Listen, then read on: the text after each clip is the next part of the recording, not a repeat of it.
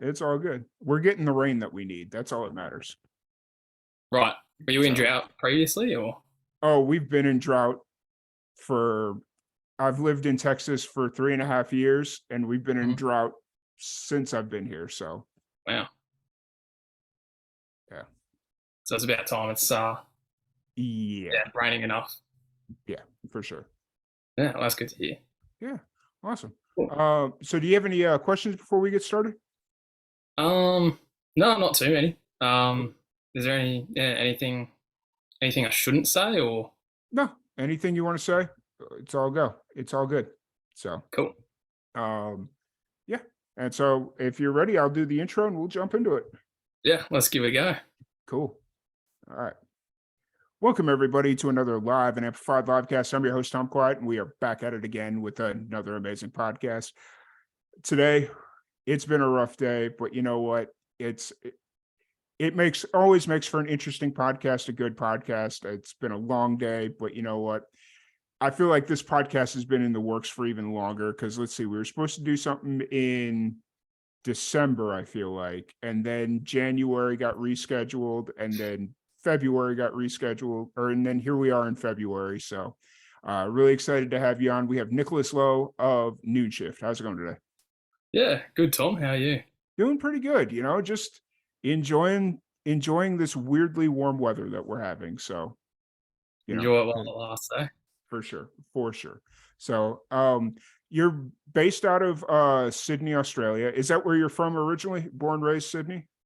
Yeah, yeah. Born and raised in Sydney. Well, yeah, we've all pretty much grown up here. Okay. And you're a one third, right? One third of Noon Shift. What before we kind of jump into your story and all that stuff, what's the origin story of Noon Shift? How'd you all come together? Well, we all met when we were pretty young, actually. So I think it was year 8 of high school. Mhm. So we were all about 13, 14 when we started jamming together. So I remember year 7, we kind of, towards the end of the year, we were all in this little junior guitar ensemble that Hmm. we're all just part of that. And most of the time it was just us jamming on these crappy little like classical guitars. Yeah. But eventually they started thinking, oh yeah, maybe we'll give these guys a shot at playing something a bit more interesting. Yeah.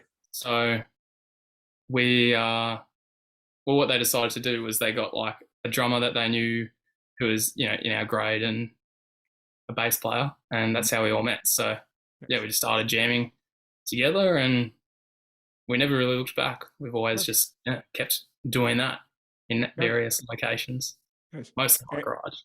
when you guys started playing together, what kind of music were you making, or was it always kind of like in that rock realm? Yeah, it was always pretty much in the rock realm. I Yeah. mean, it's probably not what you want to say, but like, oh yeah, nah, our sound has not changed at all in the almost 10 years we've been a band. But Right.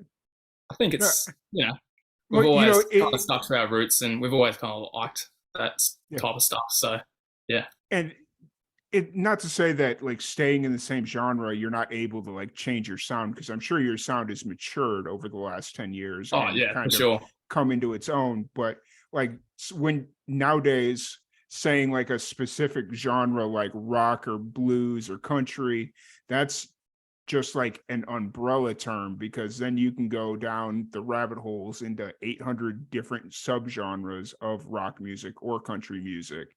And so Yeah.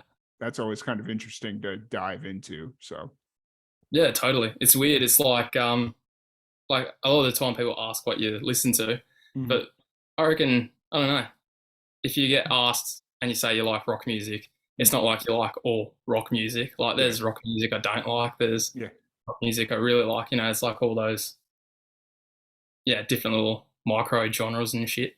yeah. That yeah, I feel I that. guess you're probably the same. There's stuff you like, stuff you don't like. Oh yeah, for sure. It's like you look at my Spotify play, like my not live and amplified Spotify playlist, like my personal Mhm. one that it's just like whatever.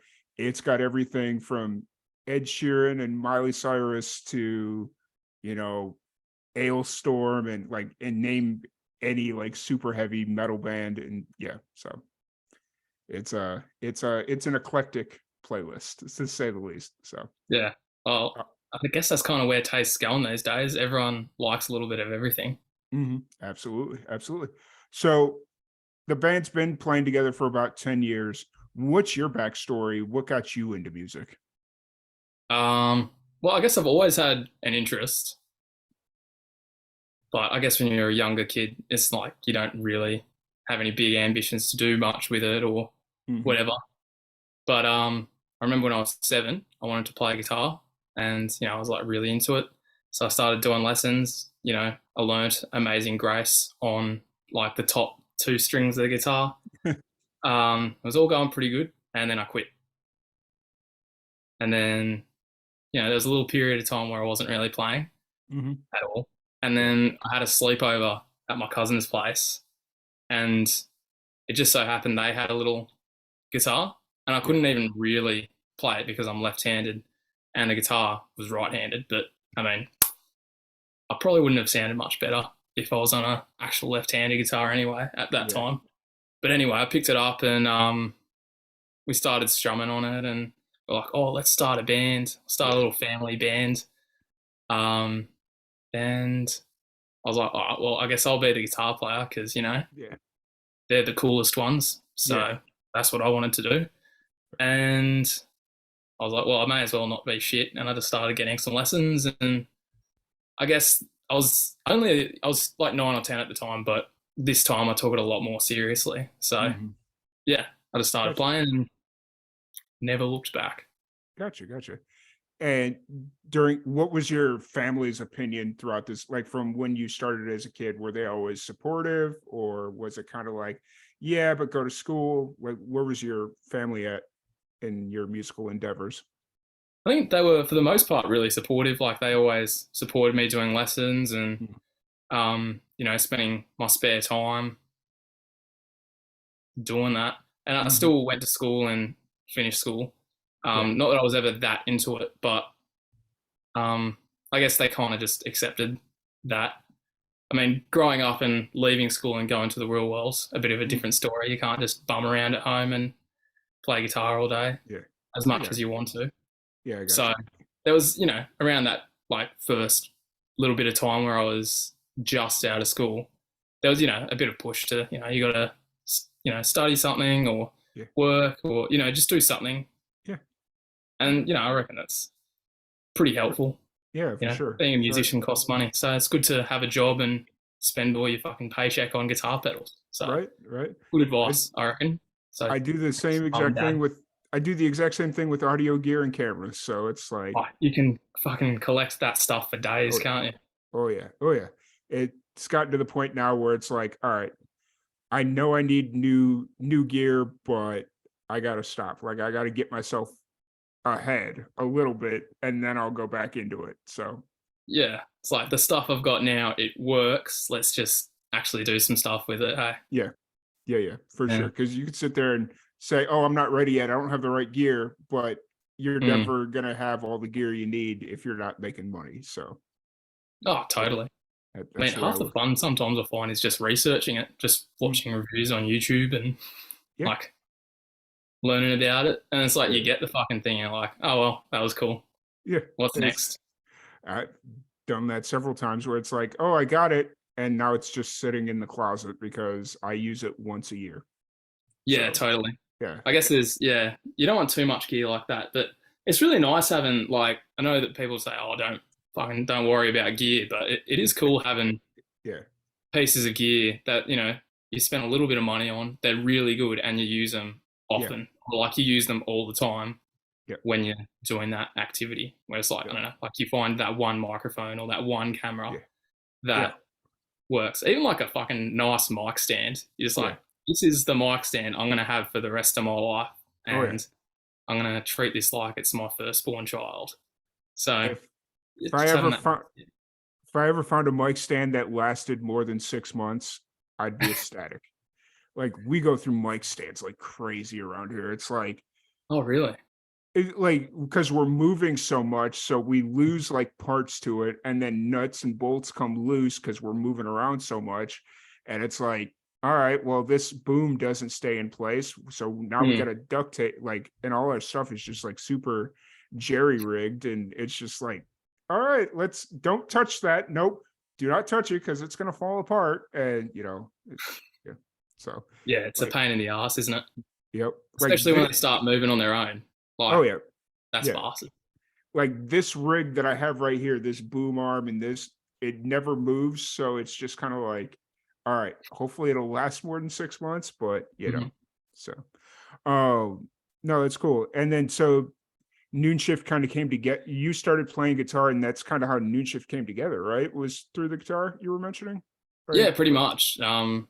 Like yeah, well, I picked up guitar when I Mm, was in primary school, and mm. then from there went to high school, and I don't know if it's like middle school in the States, year Mm. seven. Is that what you Yeah. say? Yep. Started middle school?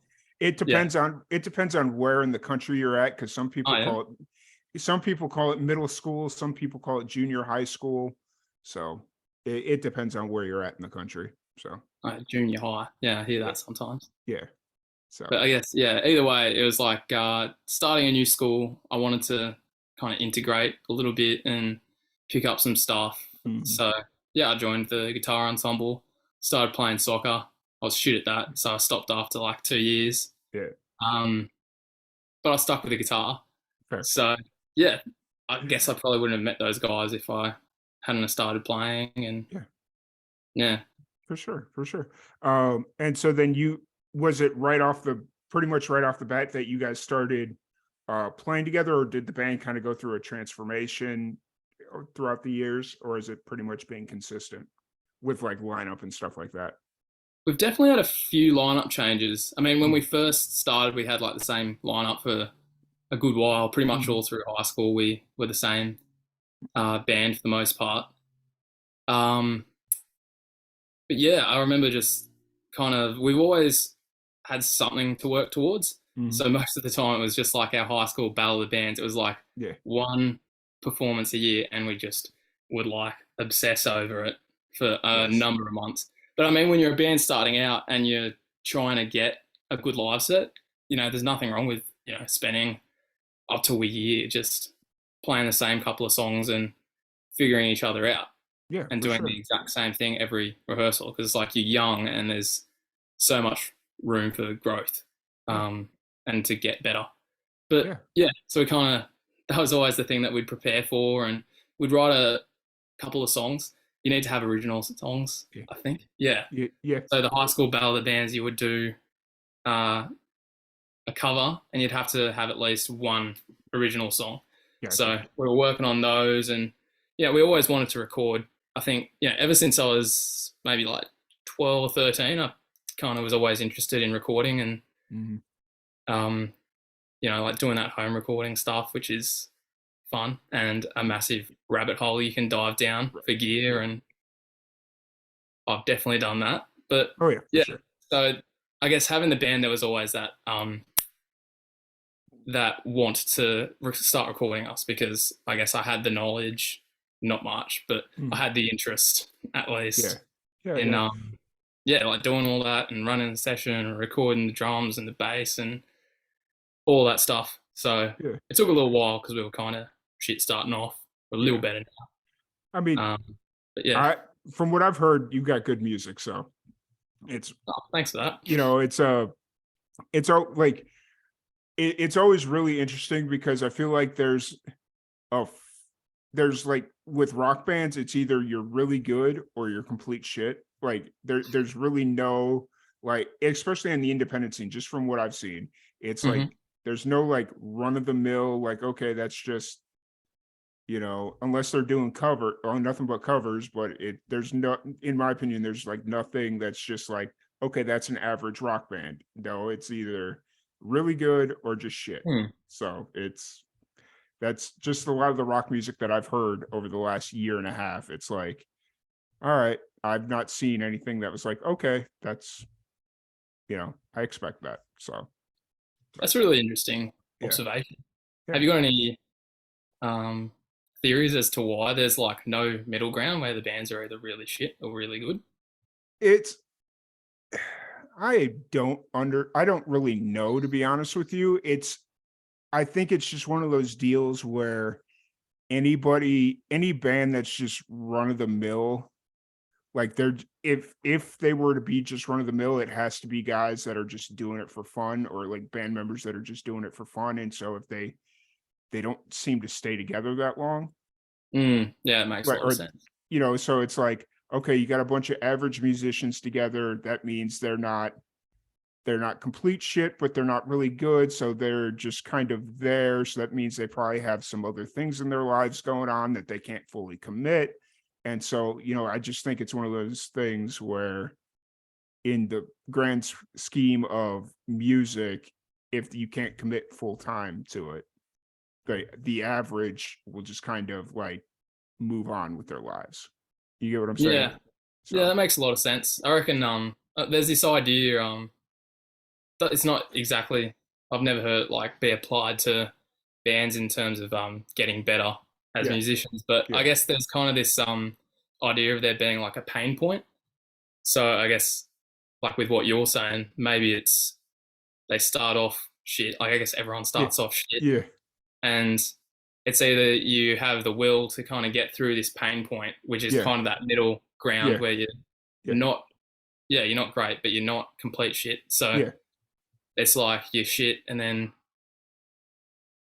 you're like, what's going on? Why yeah, am I not as good as I wished I was? Why have I yeah, not yeah, got a fucking stadium tour coming up now?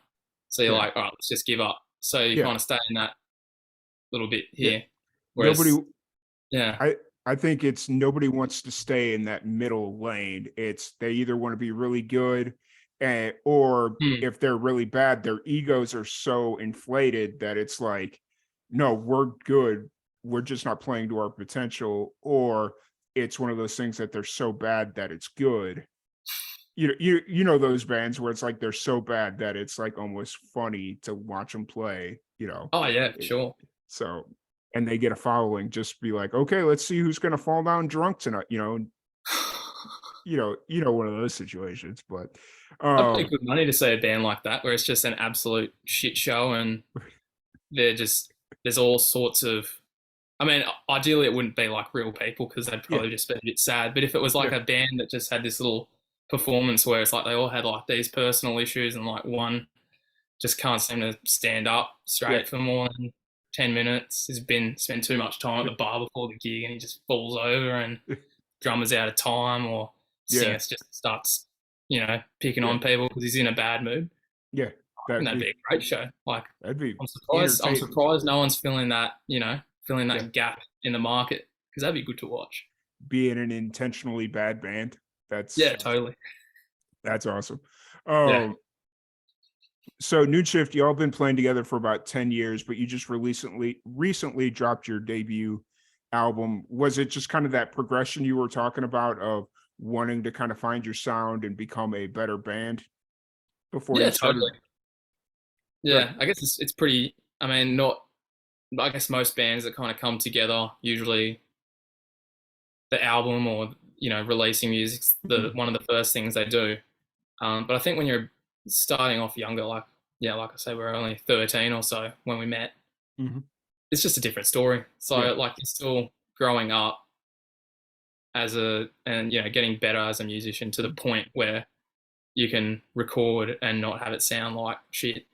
Mhm. So it just took us a few years, and yeah, we Gotcha. just had a little while. But I think it was maybe 4 years into being a band that we put out a single. Mhm. Um, and since then we've kind of just been refining that and yeah, working on that little bit of craft. Nice. Awesome. So I do want to correct myself. It's a full length album, not an EP. I feel like I've been calling it an EP. My Oh, bad. really? I Yeah, didn't even notice. I was looking. I just pulled up the Spotify playlist so I could make sure I call the album correctly, and I was Mhm. like, "Oh crap, it's a full album," and I've been sitting here calling it an EP. I Ah, well, it's one of those things. But so you did drop your debut album, Steering Wheels, on Summer's Day, right? Yeah, yeah. that's a mouthful for me. But what's the story behind this album? Well, I guess the story started a couple of years ago, as many albums do. It started with a breakup, Mm, and you know, you have a lot more time to reflect on things and Mhm. write. So yeah, I just was writing those songs to keep occupied and just because I like doing it, Yeah, and because of what was going on in my yeah, life at the time, that's kind of what inspired the songs themselves. So it's yeah. what some might call just another breakup album. Gotcha. Now, when you sat down to start working on this, did you know it was gonna become an album? Or were you just kinda writing? Hmm. Um, I think there was some point during the writing where I was like, well, what are we going to actually do? Like, we knew we were Yeah. going to release these songs, but we'd already done two EPs, so I kind of Mhm. wanted to just up the ante a little bit and Yeah, do something a little harder. yeah, Uh, Even though, like most people say, oh, you shouldn't be releasing albums these days, just release singles, which yeah, is it's not bad advice. yeah, But with the place I was at, I was just like, we've done the same thing twice. Like, let's just do something really difficult. Like, and it was a new challenge. yeah, Like having 2 days in the studio to lay down all the drum tracks were like, mhm, there's kind of this excitement of knowing that you might fuck the whole thing yeah, and it's not going to happen and so much can go wrong. And yeah, yeah, so it was a really good journey. So it's kind of like everything I thought it would be in terms of just making it. It was, yeah. yeah, I really gotcha. quite, Cool. yeah, And just an experience. you recorded it all yourself, or did you go to a studio and do this? Well, we kind of did a bit of a hybrid method. So Okay. the way that we've always kind of done it is we'd record the drums in a proper studio because it's just trickier to do, Yeah, and then did everything else at home, yeah, and that's always really worked. So at least the pressure's not as high where we need yeah, to make sure that everything's perfect before we go into the studio. Um, but yeah, it's pretty easy when it's just the drums, and we can just say, all right, let's make sure the drums are perfect. We've got 2 days. yeah, Let's make the most of it. yeah. And Yeah, especially and then when we can you're in just chill out at home the rest of the time. yeah, and especially when you're in a place where the control you can kinda control things a little bit better with, in a studio, in a treated room, all that stuff, drums are just so much easier. Having tried to record drums in, like, the sketchiest of sketchiest places, it's not always easy, so I feel Have you that. done that a fair bit yourself? Yeah, back when Live and Amplified first started, we used to do a lot of, like, live recordings, Oh, okay. and we were starting to become known as the people that would record metal bands in the weirdest places. So, like, the first, like, heavy or hard rock, they weren't heavy metal, they were like a hard rock band. Um, we recorded them in a 10-foot by 10-foot room. So it was a five-piece band, right? No, four-piece. They were a four-piece because they had guitar, bass, singer, drums. Yeah, it was a four-piece band plus Hmm. three of us in a 10-foot by 10-foot room. So I don't know what that would be in uh About 3 meters, I yeah, think. about 3 meters. Yeah, so it's like a really relatively small room, or really small room with all that gear. And everything just kind of, it didn't matter where we put mics, everything was getting picked up. And Yeah. so then a couple of weeks later, we picked up like a heavy, it was like a death metal band, and we recorded them in a garage because that's all we had available to us. And that actually, that one didn't turn out too bad, but we Hmm. just got super lucky because they were so loud that they were canceling out their own reverb. So it was like, imagine how loud that has to be to just kind of cancel out reverb. So it's Mm. we got a little lucky there, but yeah. Yeah, that's Uh, gnarly. yeah.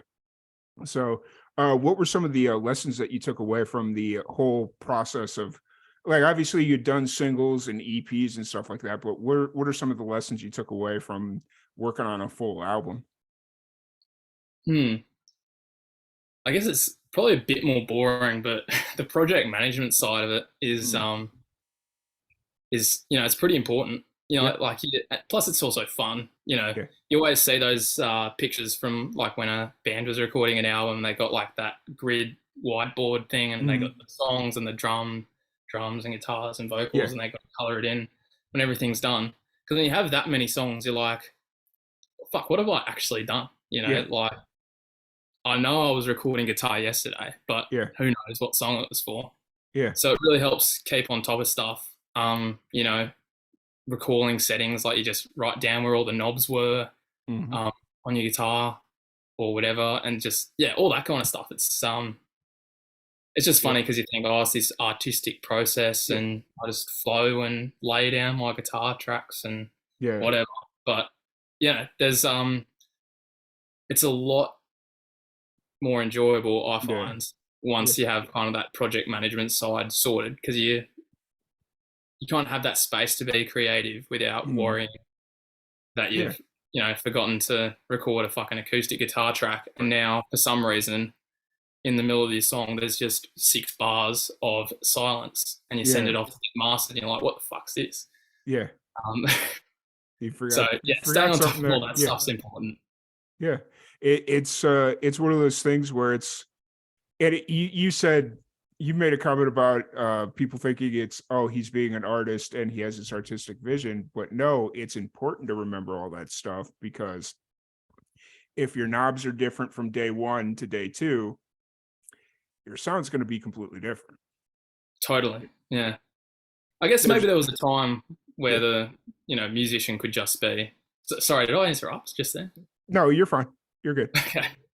Yeah, no, I was just going to say, I was listening to something yesterday, like just about producers and whatnot. And there definitely was a time where, like, I guess the musicians could just be like these flowy artistic types, and you had the producer and the engineer, and it was like everyone had their job, and the engineer was definitely kind of the one managing at least that kind of more technical side, and then maybe the producer was managing the project and making sure everything that needed to be recorded actually was. For sure. But when you're doing it mostly by yourself, it's you're kind of wearing a lot of hats, but I don't think that's necessarily a bad thing. No, the weird thing, I was at work just the other day, like just listening to this stuff while I was sitting at my desk. And I had this idea. It was like, it's like these days, as an artist, you got to wear a whole bunch of hats.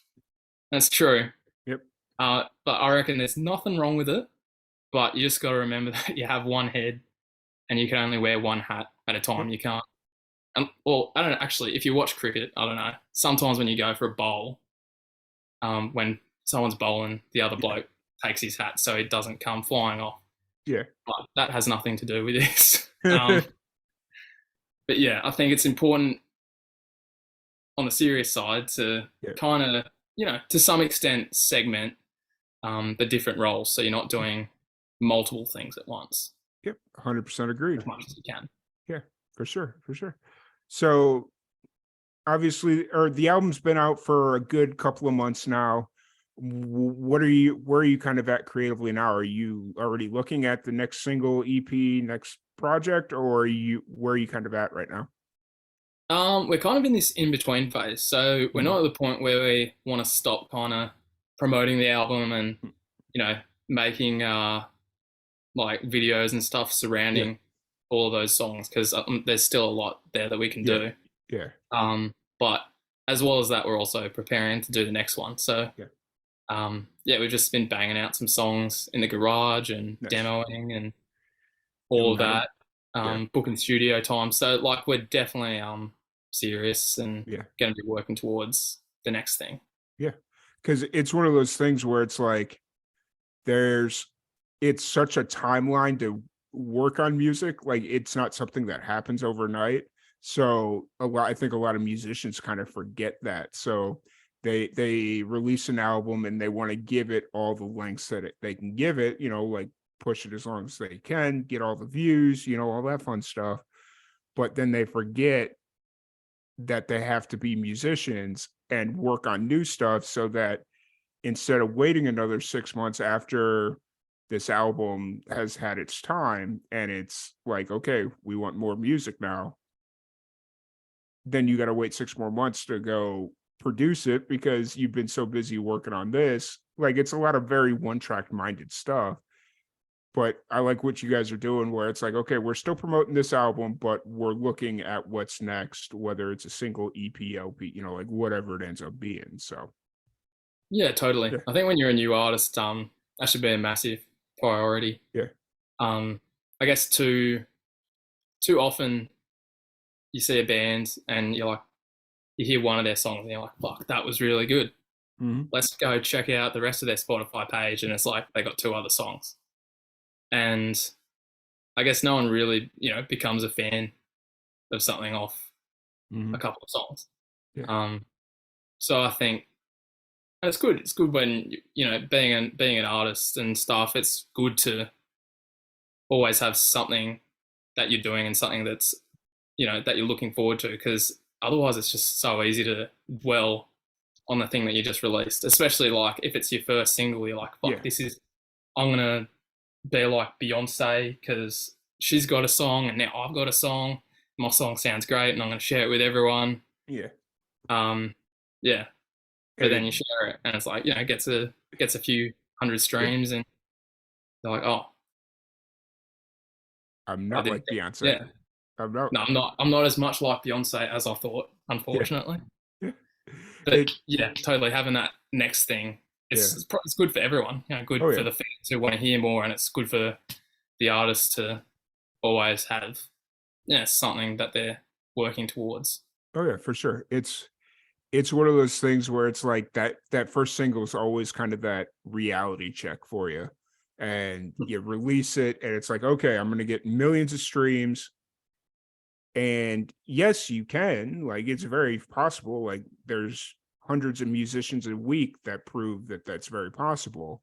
Totally. But unless you have the marketing plan, unless you have the backing, unless you just have the strategy in place, it's not going to happen. You're going to get lost in the shuffle. You're going to get a couple of hundred views because your friends support you. But even most of them aren't going to give it a listen just because they're not going to give you the time of day, you know? So, Yeah, it's definitely a reality that that you kind of come to terms with. But mhm, that's fine. yeah, It's just part of the growth, and yeah, for sure. yeah. So where are you at kind of what playing shows? How often are you playing shows right now? It's actually fairly quiet at the moment. Okay. We haven't played a gig since October of Oh last wow. year. Okay. Yeah. Yeah. But we've got a festival coming up in early April. That's like Mhm. the only thing we've got booked really. Gotcha. Um, and you know, I don't mind too much. Like I like playing gigs, I really do. Mhm. But you know, preparing for a gig also takes time away from working on new Yep. music. So Yep. on the And other side of the coin, it's like we have this one gig coming up. Let's just make the most of that. yep. Um, and spend the rest of the time preparing for the next album. Yeah, for And sure. you know, we'll pick up Yeah. a few gigs when I guess when we get asked or when there's a bit more demand and Yeah. stuff. When we have good reason, like we've just released something. So yeah, I think we're in a good place right now, and Cool. just still just playing in the garage and working on new music. It's like Nice. all the all the fun we need. Yeah. You're just having fun right now. That's the important thing. Like just keep it fun. Yeah, totally. I mean, we're working towards something. I guess we're at the point as a band where I think if we're not working towards something, it's not fun anymore because it's Yeah. kind of like, what are we actually doing? Yeah. Yeah. Yeah. You kind of feel like, who was it, like Sisyphus or someone who Yeah. rolls the stone up the hill just to see Yeah. it come back down at the end of the day. It's like we Yep. just spent 3 hours at rehearsal fucking playing the 12-bar blues. Yeah. It was fun, but what really came of it? So it's like it was good while it lasted, but you don't kind of get that longer term satisfaction, I think, of doing something that's actually productive. Yeah. For sure. For sure. Like It's eating KFC versus, I don't know, a nice roast or something. yeah. Yeah. I don't know. I always enjoyed KFC, but I don't know. That's me. I So love I love KFC yeah. while it lasts. Like it's good until the last bite, and then I'm like, fuck, What? why did I do that? Yeah.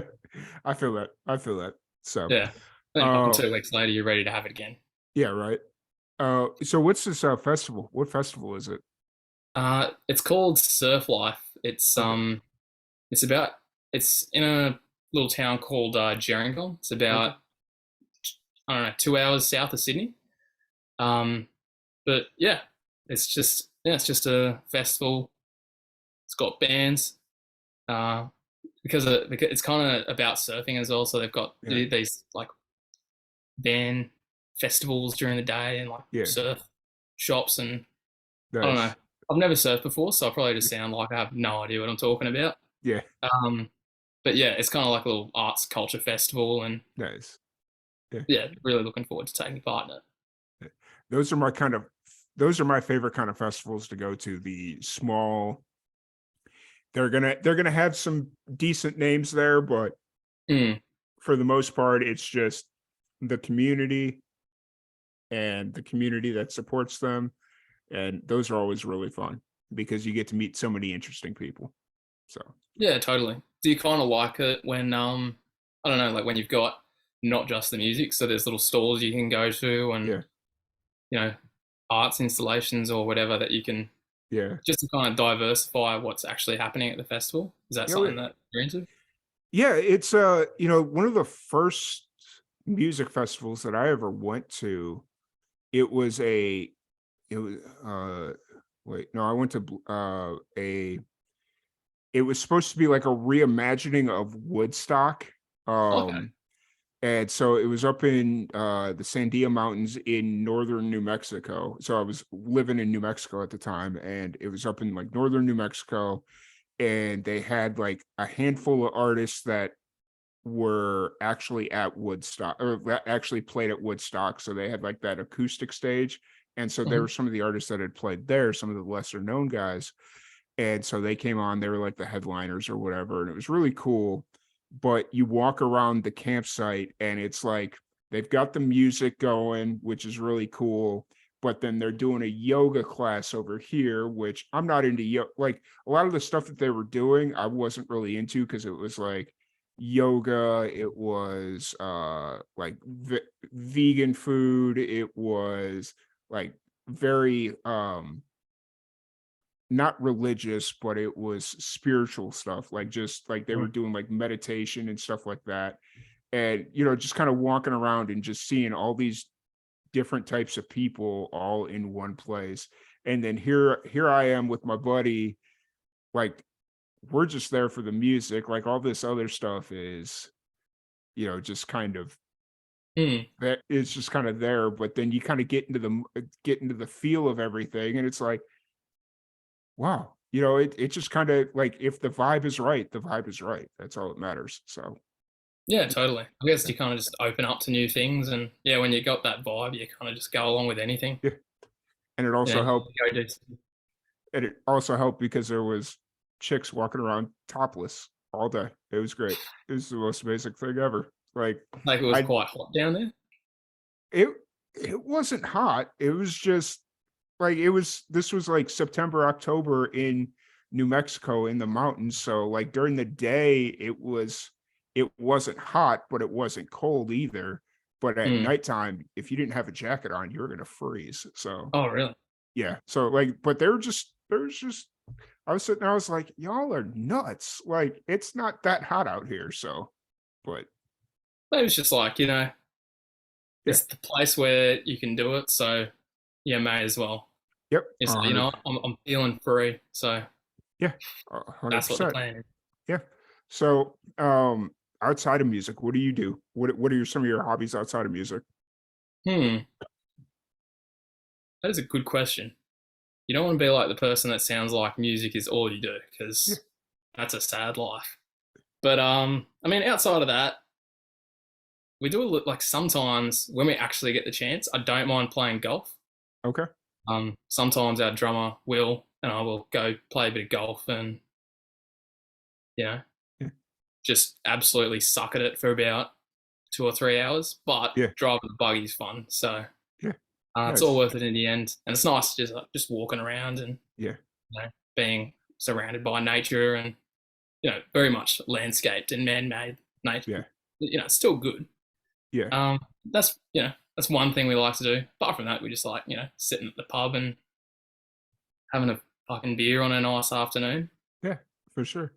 I was hoping to get out to Australia this year, but just financially it's not going to happen. So it's like, all right.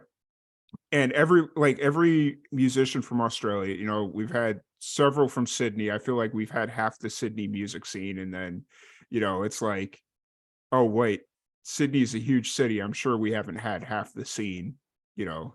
But Mm. every time I talk to somebody, they're like, "Oh, you got to come between November and like March. That's the best time to come."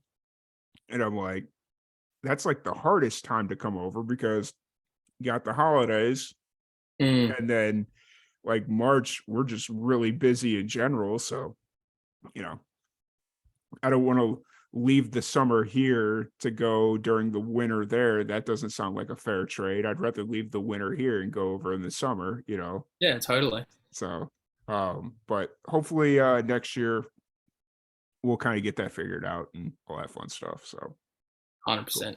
Yeah. There's lots to say here. Have you ever All been right. to Sydney before, or? No, never. I actually, so when I was in school, I was applying to do an internship abroad because Right. I was in a video production, film production, and they had a summer internship in Alice Springs. And so I was like really gung ho about getting that because I had never really left the country. Like I'd made like a afternoon trip to Canada because I was like an hour from the border, and I was like, you know what, I'm gonna go. My dad and I were like, we're gonna go have dinner in Canada just to say we did that. I'm like, so I've done little things like that, but never like really gone out of the country where I can't get back in 20 minutes. Um, Right. so I was really gung ho about that. And then they I didn't end up getting the internship because like the visa was going to be like this whole process. And I'm like, okay, fair enough, whatever. Mm. But hopefully it's on the bucket list for sure of places to go. So Totally. Sounds good. We'll grab a yeah, beer. yeah, for sure. For sure. So for anybody that wants to check out your new music, catch a show, catch you at the surf festival or anything that else you got going on, where's the best place to find you? Hmm. Probably just Instagram. Okay. That's where the most updates happen. We're always keeping things up there. So yeah, that'd be the place. If you want to Nice. keep up with the gigs, just follow us on, Songkick or Bands in Town or whichever one of Yeah. those you Yeah. use. And yeah, Awesome. it's Awesome. pretty easy to keep up with musicians these days. Yeah. If they're It's- keeping you updated, just yeah, Yeah. Instagram seems to be the place right now. So totally. it's all Yeah, good. But once again, thank you so much for hanging out with us. It's been a blast. Really enjoyed this conversation.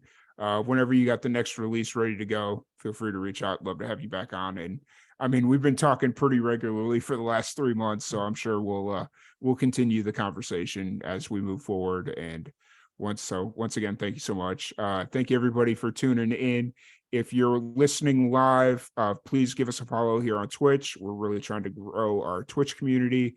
But if you're listening after the stream on Spotify and all that stuff, liveandamplified.net is the best place to find all of our information, socials, all that fun stuff. Um, that's just kind of the catch-all place to go. But yeah, other than that, thank you everybody, and we will catch y'all later. awesome. Cool.